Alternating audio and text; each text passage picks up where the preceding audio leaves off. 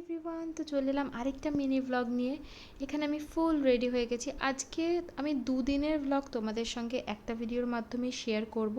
এখানে রেডি হয়ে চলে গেছে হচ্ছে সবার ফার্স্টে ক্লাসে। আর তোমরা আমাকে জানাবে যে এই লুকটা তোমাদের কীরকম লাগছে। আমার তো স্পেশালি ভীষণ ভালো লাগছে। চুড়িদার খুব একটা আমি পরি না, তবে এটা আমার ইচ্ছা হয়েছিল যে সেদিনকে পরে যাব। অনেক দিন পরে পরলাম। এই 3 পিসের সেটটা আমার ভীষণই পছন্দ। তোমাদের কীরকম লাগছে অবশ্যই বলবে। তোমরা যদি চাও আমি এটার একটা ডিটেলসের ভিডিও বানাবো, এটা কোথা থেকে নিয়েছি, কত কি প্রাইস, কি পড়েছে সব কিছু। তো এখানে সবাই চলে এসছে। তারপর কিছুক্ষণ বসার পর হাতের উপরে এই কলকাটা করছিলাম। তোমরা জানাবে যে এই কলকাটা তোমাদের কীরকম লেগেছে। সেদিনকে বলতে পারো একটু ফাঁকি মারাই হয়েছে। আর সেদিনকে হয়েছিল হচ্ছে বিরিয়ানি পার্টি।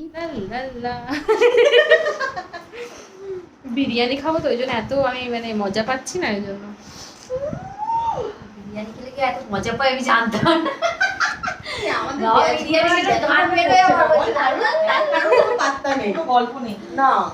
ব্যাচে প্রায় অনেকবারই এরকমভাবে খাওয়া দাওয়া হচ্ছে। তো সেদিনকে ছিল হচ্ছে ফার্স্ট বিরিয়ানি পার্টি। আর এখানে আমাদের বিরিয়ানি চলে এসেছে। আর আমরা এখানে সবাইকে আমি স্পেশালি, আমরা না, আমি এখানে সবাইকে জিজ্ঞাসা করছি যে কীরকম লাগছে। এমনভাবে জিজ্ঞাসা করছিলাম যেন আমিই বানিয়েছি।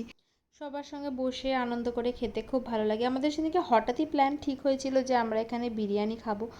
তো খাওয়া দাওয়া কমপ্লিট করে ক্লাস শেষ করে আমরা তারপরে বেরিয়ে গেছিলাম বাড়ির দিকে যাওয়ার জন্যে। তো সেদিনকে পরের দিন ছিল হচ্ছে এখানকার এক্সাম। তো তোমরা যারা জানো না বলে দিই, আমি একটা অ্যাডভান্স কলকার ক্লাসে ভর্তি হয়েছিলাম।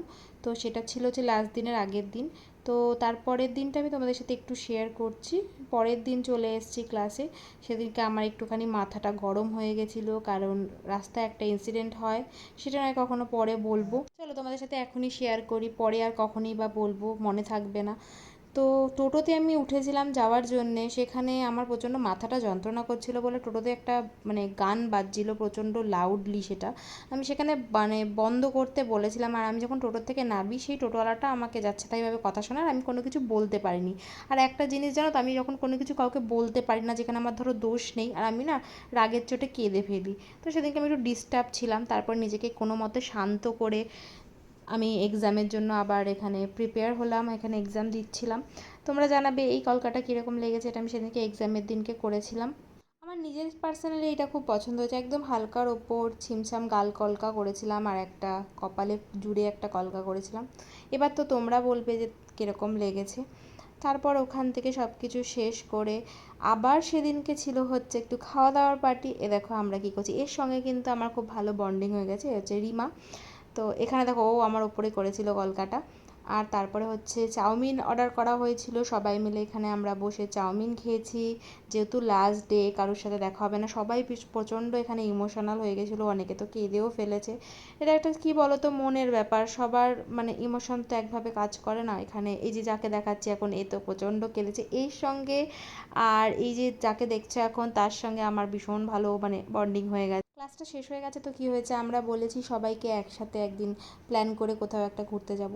তো আজকের ব্লগটা এই পর্যন্তই ছিল, তারপরে বাড়ি চলে গেছিলাম। তো দেখা হচ্ছে নেক্সট ভিডিওতে। টাটা, সবাই ভালো থেকো।